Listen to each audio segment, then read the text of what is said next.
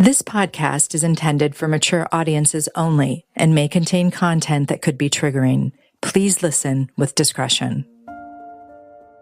Stephanie was 15 years old and engaged to her former Bible camp counselor, who was 10 years older than her. And her parents signed off on it. Why? Because, as they later admitted to her, they were afraid that if they didn't agree to the marriage, she would be too rebellious. I graduated high school at 16 in 1994. Okay. And that was one of the requirements that I had for my parents before I could get married. My parents had to go and sign the papers for this. Mm-hmm. I couldn't have just gotten married on my own. They had to sign me away. And they did. I believe it was March of 1995 when we got married. You would think that I would know the date exactly, but I don't. And I was living in Kinder, Louisiana, so we had full-blown wedding in a church, the church that he went to that I met him through, the one that he was the camp counselor at. Of course, all my bridesmaids were underage, which had to be kind of weird for their parents, too. I didn't even think about that. Who were your bridesmaids? My sister. And then I had another little friend that was from one of our churches. Oh, my cousin. My cousin was the other bridesmaid. That's who it was. Yeah. Okay. Your favorite cousin? Yes. And then on the other side were his groomsmen, which were adult men. But yeah, I felt like probably a normal bride on that day. Just felt excitement for the wedding. There was music. Had a wedding dress, the whole shebang. My dad married us. Where? At the Baptist Church in Batson. And I did their praise and worship, our choir directing at that, because it was a Baptist church. That's where he married me. I remember feeling excitement. I had all these people around me. We were getting ready. And there was a little reception in the church as well. Of course, no alcohol, no nothing like that. Just a few little food items and a wedding cake, through the bouquet. Just very, very traditional. It seemed like my grandparents were there. Wow. I don't know how anybody sat in that service and thought, that's not weird. I have spent some time researching the legalities of underage marriage. I shared some statistics in our last episode, and I have a few more very important facts to share. 4 states have no statutory minimum age for marriage. In 13 states and D.C., clerks can issue marriage licenses to minors without a judge's approval. 4 more states allow pregnancy to lower the minimum marriage age. And in Mississippi, the law even sets different conditions for girls and boys. But in 2024, a bill was introduced to change that.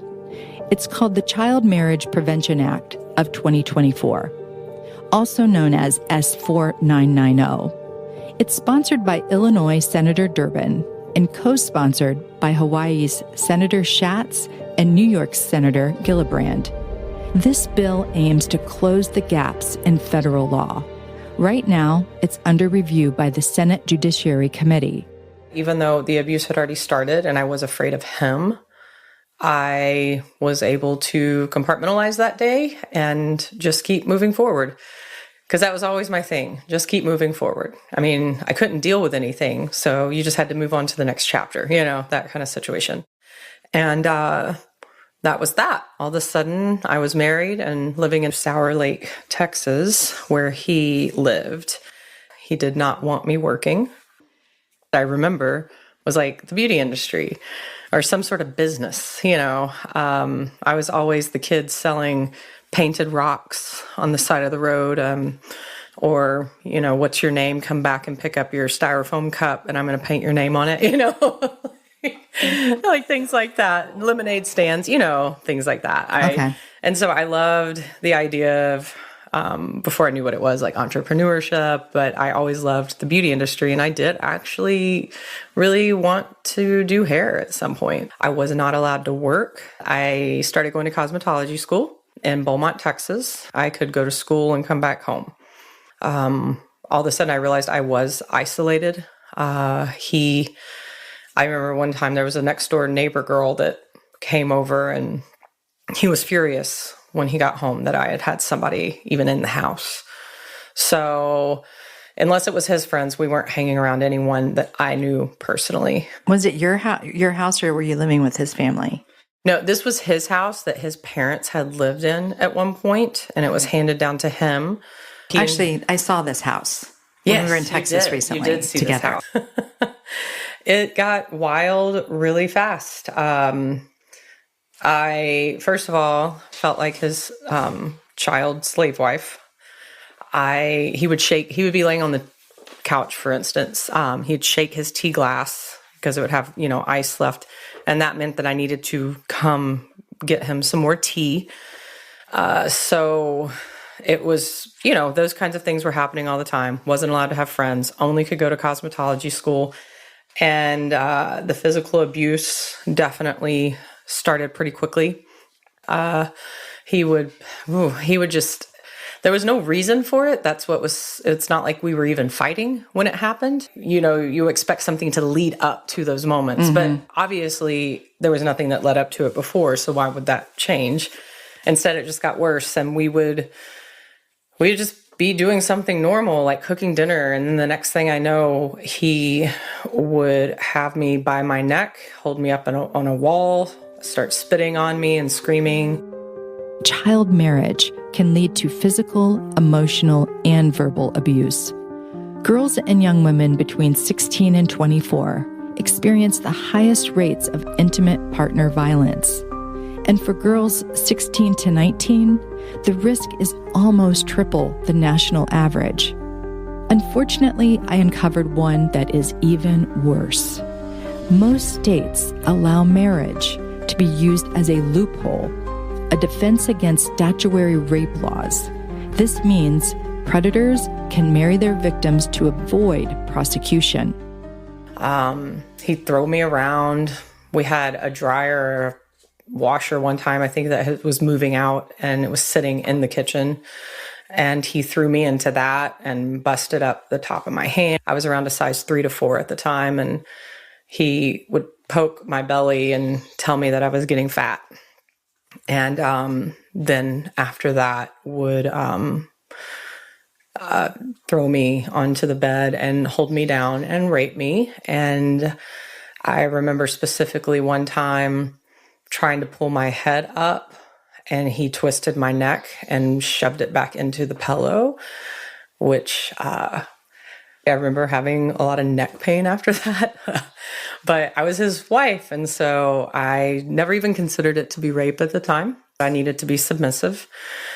There was another time where he was always threatening to kill me, but there was one time he got close to trying to act upon it, but, making it my fault. And I guess I was just having a bad day and feeling sad. And he made me hold a pistol to my head and, spun the revolver and kept telling me to pull the trigger and told me to kill myself over and over again.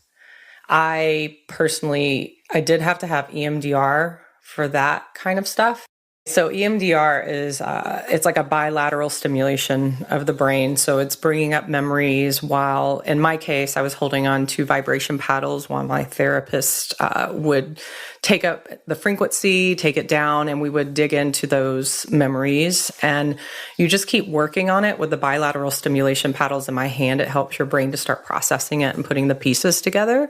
But also, it's like you remember it after you're all done with this, but it helps detach you from the heavy emotion to it. So this is one part of the story that I can actually talk about without a lot of heavy emotions attached to it, because it is a memory that I have dealt with through EMDR. And as painful as that was, it's kind of helped me disconnect a little bit of the emotional tie to it. So it is easier to talk about now. I was isolated, and it's just, I was 16 and nobody knew this was going on. I just dealt with it like I always did. And I blame myself because I had put myself in this situation. And there was one time I did try to run, And I mean, I didn't even get halfway down the street. He chased after me, and I had really long hair at the time. And he literally grabbed me by the hair, threw me down on the ground, and dragged me back to the house by my hair. So, in that neighborhood, the houses are close together too. It's just shocking that nobody saw that. right. I don't understand. I never will. But there were reasons why I didn't leave immediately, because I did try, and it just made it worse. I was just very, very scared, because I was never alone with anybody other than at cosmetology school. And there was like my happy place. I did not talk about anything in my relationship or my life. I was just trying to fit in. And the one time I did try to reach out for help, and we did go to the church that I had met him through. I very quickly, while he was occupied talking to someone else in the church, I sat down really quick on the pew beside the pastor's wife and just whispered to her something of the nature of, I know something's not right. I don't know what to do. Might need help. And she just meekly told me that marriage is hard, and obviously you trust God and you keep working harder. The one time, I got brave enough to just maybe mention that I needed help, and I was told I needed to try harder. I'm not blaming her for that. I feel like she was going through her own situation, obviously, and who knows what else. So she didn't have advice to give me, because she was going through her own difficult situation with the pastor of our church. So, it shut me down again. Once again, it was my fault. I needed to try harder. Cosmetology school one day, and I knew I was not supposed to ever have a friend over or anything like that. I remember having a heaviness that day. There was some sort of weird fear in me. And for some reason, I told a girl at school that day, I was like, would you like to come over tonight? It's like my mind's battling my mind at that point. It's like, what are you doing? But so I asked this girl to come over, and she was like, yes, of course. And we had made a time. She planned to come over. I get home. He's not home, which was weird, because he normally was. And I was very rarely ever alone. And I went in that house, and about the time I got to that front door area that was in between the living room and the bedroom, it's like something just literally forced me face planted on the floor, and nobody was home. I remember there was such a heaviness of fear and grief and horror that it literally just overwhelmed my body. And I couldn't get up. And this was before cell phones and stuff too. I mean, I crawled to the phone in our bedroom, which was on the nightstand by the bed. I tried to call my mom first. Couldn't get a hold of her. My aunt, who I never called, there was like a ripped off piece of paper by the phone with her number on it. Maternal side aunt? Yeah, it was my mom's younger sister, and they lived in Houston. So I call my aunt's number, and I'm hysterical at this point. I'm still on the floor at this point. Wow. And she's trying to get me calmed down and telling me to reach out to my mom again. And then, I still couldn't get a hold of my mom. And from what I remember, I don't know if it was my mom or her, honestly, but somebody on the other end of that phone told me to get out of the house now and go as fast as you can. And I remember all of a sudden there was this just panic of flight or fear in my body. Once I was disconnected from that phone, it was just me and trying to get to safety.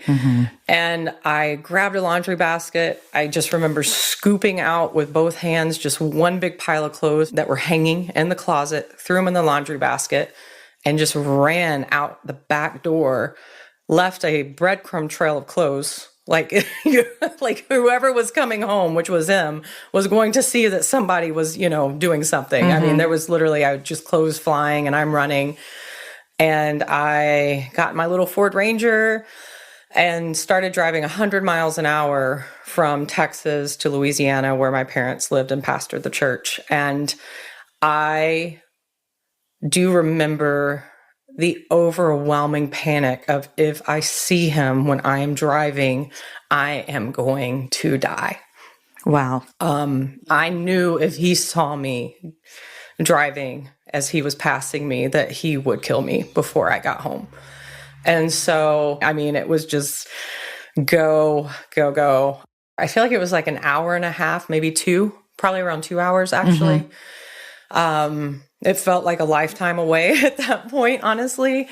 But I made it. I made it home. So in the meantime, this poor girl that I've invited over, she did show up and he was there. And to this day, I feel so bad that this happened to her. And once again, I didn't even have her number. I was at school when I invited her. And so she showed up and she said that he was so angry that she was afraid to leave because she said she knew if I showed up at that house, he would kill me. She stayed for over an hour with him screaming and raging. And I guess there was this show on TV, like a Lifetime show or something, and it had a guy wrapping a girl up in a garbage bag and throwing her in a river. And he literally said to this girl, "This is what I'm going to do to Stephanie." And she just was terrified to leave because she was afraid that I was going to come back. Finally, she did leave because I never came back, thank goodness. And, you know, shortly after that, basically, I was put into hiding with, they immediately took me to Houston to a family friend while we were getting restraining orders and everything. And so I hid out in Houston for a while, so he couldn't find me. We were only married for a year. And I mean, I was just in survival mode every day. Like I was so just living outside of myself to try to survive. And so the only memories I have even of this year with him are the ones that were so impactful that it's hard to forget. And there was like literal physical harm to my body, as well as my mind. I finally came back home. He refused to give a divorce. He said he would never sign a paper. And did you ever talk to him again, or how was he communicating, via his lawyer? That's a good question. I feel like it was probably via my parents because I was not communicating with him at this point. So we ended up in court, and the judge obviously granted the divorce. You were 17. Yeah, I was 17. And he came to the court. Yes. Almost a 30-year-old. He was 27 at the time. Yeah. And how was he in the court? Was he indignant? I don't remember. I didn't look at him. Like, I just faced forward, did what I needed to do, and got out of there. And at that point, of course, my parents were with me, and I felt, protected by that. And that was that. I was divorced. So there was never big repercussions for him. I mean, he stayed in the church. I'm pretty sure that we had been going to even after this happened. So it was just kind of breezed over by everyone. No accountability in so many ways other than a divorce. He just, was a teen counselor at a camp, volunteer, that kind of thing. Yeah, I ended up back in Kinder, Louisiana. And while I was there, I started working for a lady that was doing industrial and residential wallpaper and stuff. She was in our church. And I actually enjoyed that work. I enjoyed working with my hands. A lot of people, most people that were in the church, those were her employees, people from the church. And there was a big casino that was being put in, a land casino out there on Native American land. This town was so small. And so it was a pretty huge deal for that to be coming in. We knew it was going to probably overrun the town with crime and things like that. But that went in, and because of that, there were a lot of hotels that were going in. And so I would go into the hotels with her and her crew, and we would hang industrial wallpaper, which is very different than residential wallpaper. It was like heavy duty. you roll it up, throw it over your back. I got electrocuted one time trying to cut it because they had not turned the electricity off, and the razor ended up in the wall behind me because it threw it out of my hand. I was just happy nobody was behind me. So, there were a few little things like that, but overall I enjoyed it and I was good at it. She would take me to some of her residential homes and I would help her in there because I was really good and meticulous and things like that. But she had a son. I was 17 and he was, I think like 14 and a half or 15. And we were working together and we became friends. We would end up hanging around with each other and our siblings and we'd go rollerblading and stuff like Your that. Your siblings? Yeah, my siblings and his sibling. We'd go to the school parking lot and, rollerblade. Sometimes we'd go to like the abandoned Walmart parking lot. It felt like this normal time. I think there were definitely like feelings that had developed a little bit, like a crush situation. And I think I broke his heart because I moved that summer. I turned 18. I needed to finish cosmetology school. And so I moved back to Texas. I ended up staying with the pastors of that church that he went to. Oh my, were you scared? Were you afraid? I mean, there was parts of me that, yes, I was afraid. And I was hoping like people were not speaking to him anymore. And I found out some people were, and it was very uncomfortable, but it was the way I could get back and finish school. And so they had a big enough house that had like a separate little apartment area. And so I went and stayed with them because it was free. And I started going to school again. And in the meantime, this is how I ended up meeting husband number 2. I believe they had a niece or a nephew, and it was a friend of theirs. And he is, by all means, a rebound. And I don't even know if rebound's the right word because I had never been in a good place, I don't think, to have a rebound. It was a tension, and he was fun. He showed up in this big truck and just kind of had wigwags on it, and a CB radio. And he was really tall, just kind of that larger than life person at the time. Mm-hmm. And just really immature, didn't take things seriously. It was almost like a very opposite situation of what I had just been in. The fun party boy with no responsibility, still living at home. And he was older than I was as well. He was also in his mid-20s or something, where I'm not with my mom and dad once again. And so I feel a little free and, started going out dancing every now and then and drinking. And that's not a life I had lived yet.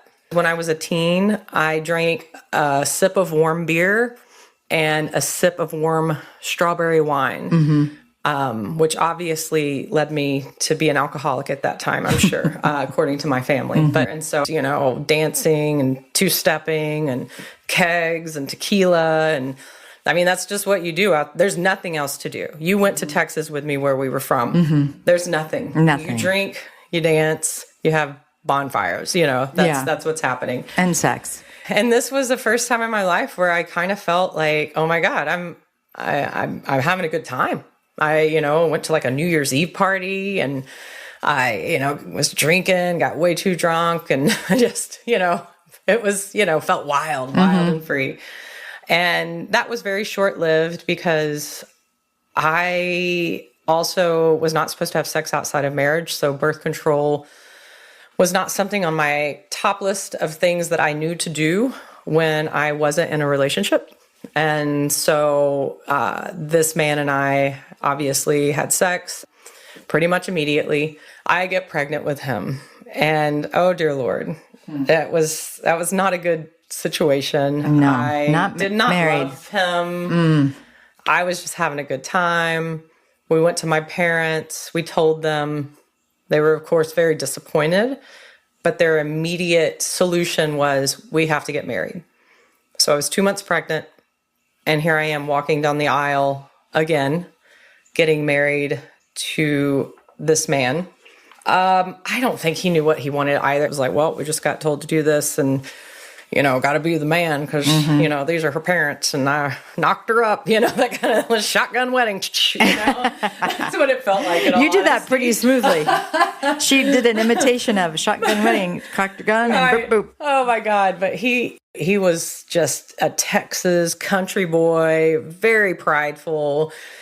He wasn't physically abusive. He wasn't mentally abusive. He just was just almost like a break from life and responsibility. I mean, we were just having a good time. Mm-hmm. I don't know if he ever loved me, honestly. I don't think I ever loved him. I think it was a situation. It happened and we did what we thought we needed to do to make it right. And then over time, you try to develop love for each other. I had a hard time with that. He was not my favorite person. I did not like him. I didn't like his personality over time. He made me just crazy. He made me feel angry, honestly, because he was just so ridiculous. He shouldn't have been married and neither should I. And so it wasn't anybody's fault. We were just really trying to do what we thought we were supposed to do. And we were not made for each other. And we did not have things in common, really, even. It was hard. It was a hard relationship. And I don't necessarily fault him for that.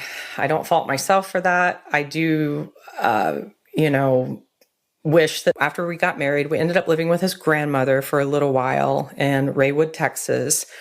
And before the baby was born, we ended up moving back to Kinder, Louisiana, where my parents were, because I think the reality of having a baby was really starting to hit and, becoming very overwhelming. And I knew I needed help and did not want to have to brave that by myself. And my mom being a nurse and all that. And I knew I would be in good hands. And so we moved to Kinder, Louisiana. We rented this little tiny house, at first behind the church. I was still pregnant. And then we found a little bit of a bigger house. I think it was the same guy that was renting them. He was in our church. And we were down the street from the church. So we were always very centrally located to Agape Lighthouse, where my parents were pastoring. And, my mom comes in. She helps me decorate this nursery.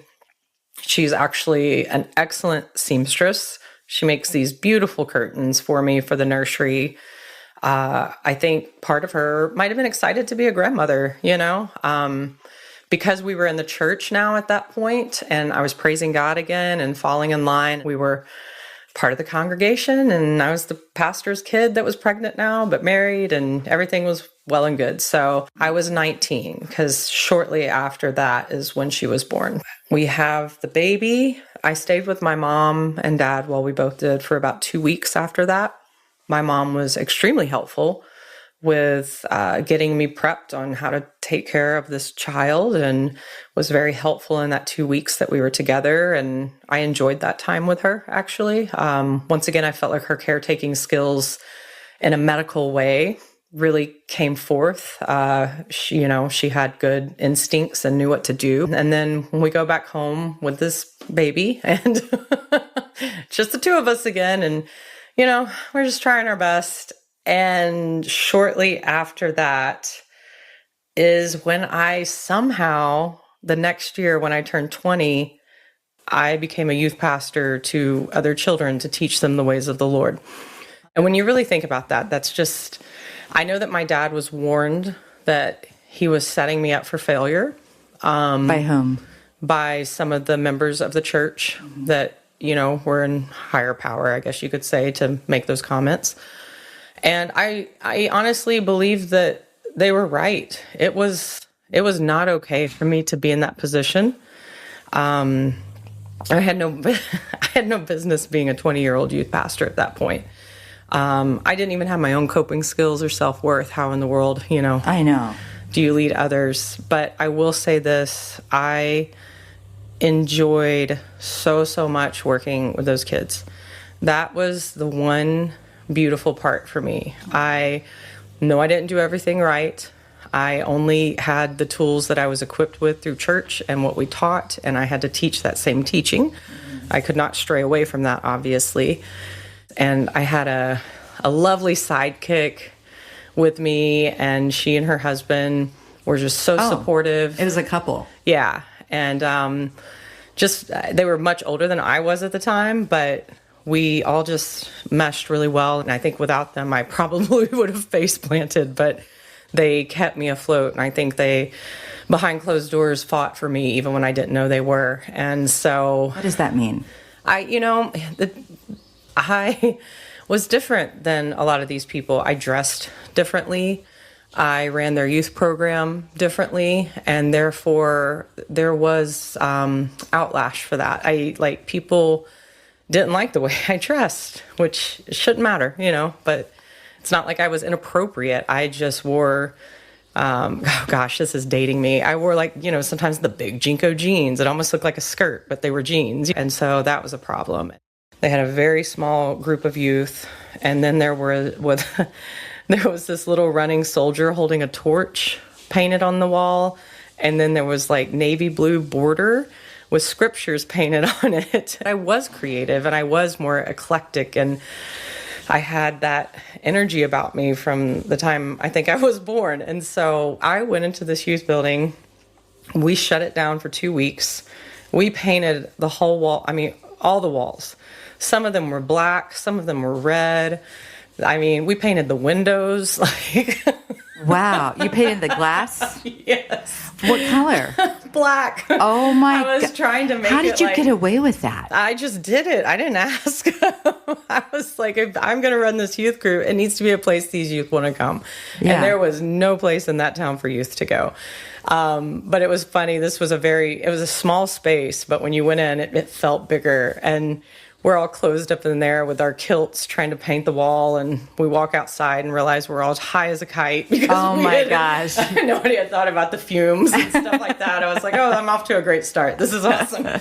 But no, we did. In that small town that long ago, it was probably too progressive for the people of the church that were adults.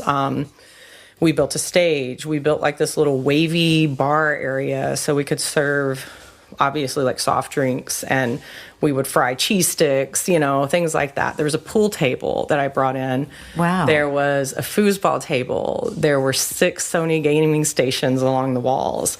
Wow. There were couches. I took out all the chairs. It was a cool place. And we raised money. I ran fundraisers. I asked businessmen in our church to match donations.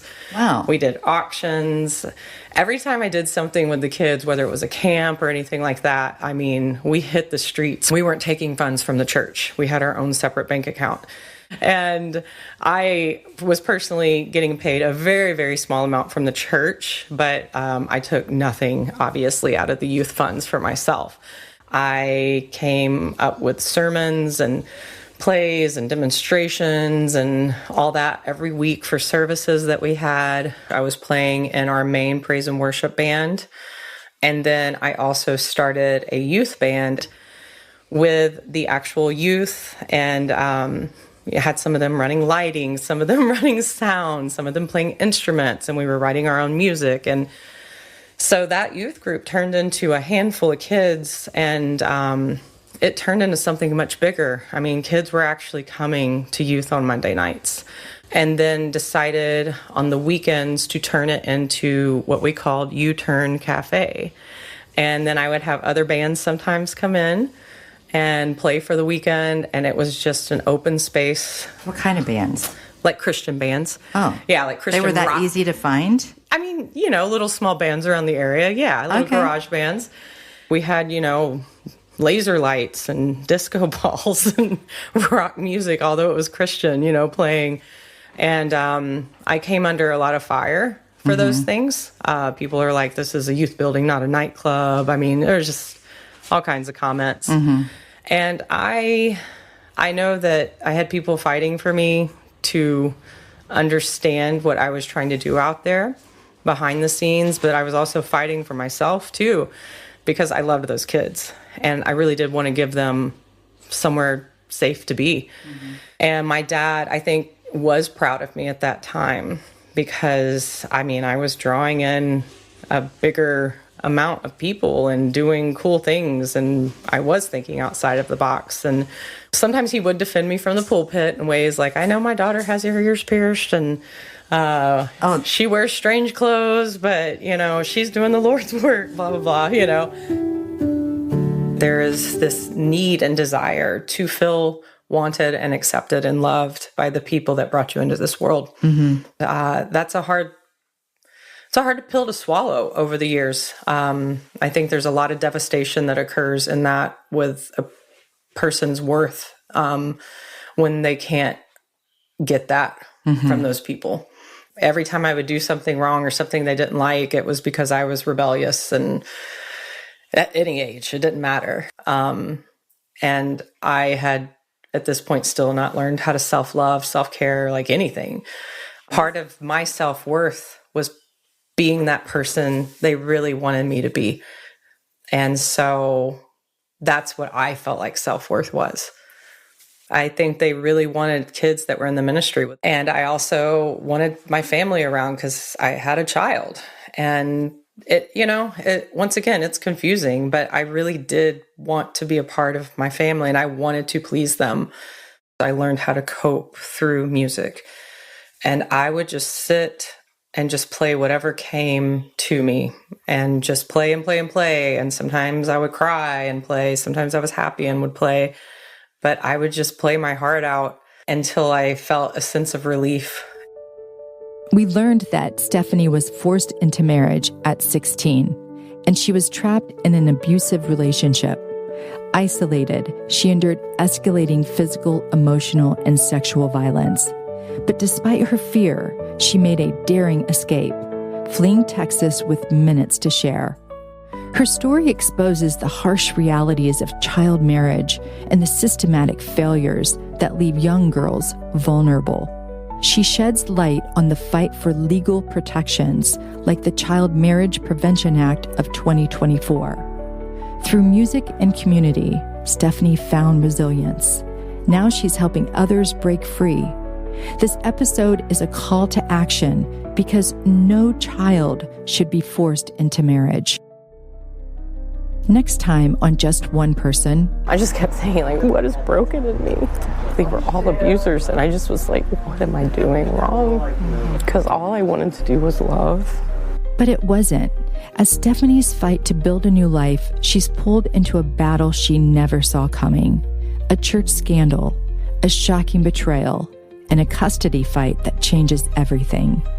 And just when she thinks she's breaking free, a single moment shatters it all. Don't miss episode 7, where the fight for freedom comes at a cost Stephanie never expected. Listen to Just One Person on Spotify, Apple Podcast, or wherever you get your podcast. Visit justonepersonpodcast.com for more information. If you enjoy this podcast, please share it with a friend and follow us on Instagram at Just One Person Podcast.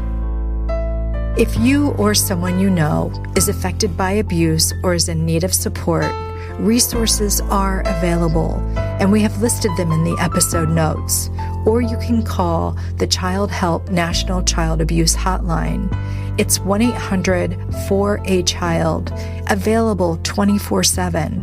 You can also text 4-HOPE to 741-741. Just One Person is produced by J1P Productions, executive produced by me, Lisa Bloom, lead producer and story editor, Carrie Caulfield, sound design by Alejandro Ramirez. A special thanks to voice actor Scott McKinley portraying Stephanie's dad. Our heartfelt thank you to Stephanie's partner, Melissa Weaver, and my wife, Julie Koleski, for being a part of the podcast team. Also to Stephanie's 3 close friends, Krista, Annalisa, and Bex, for participating in this series. Music for this podcast is from Epidemic Sound and Soundstripe. Original music recorded and performed by our first season's guest, Stephanie Michelle and the Michelle Band.